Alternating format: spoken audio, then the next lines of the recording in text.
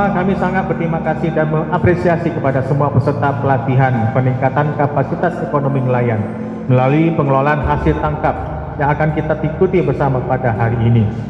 Saya selaku penjabat Bupati Aceh Tengah sangat senang dan bangga melihat antusiasme dan komitmen kita semua dalam memperkuat sektor perikanan di wilayah kita. Pembukaan pelatihan peningkatan kapasitas ekonomi nelayan dan danau laut tawar melalui pengelolaan hasil tangkap serta pembagian CSR nelayan yang terdampak pembangunan regulating PLTA di Kampung Hakim Bali Bujan dengan resmi kami nyatakan dibuka.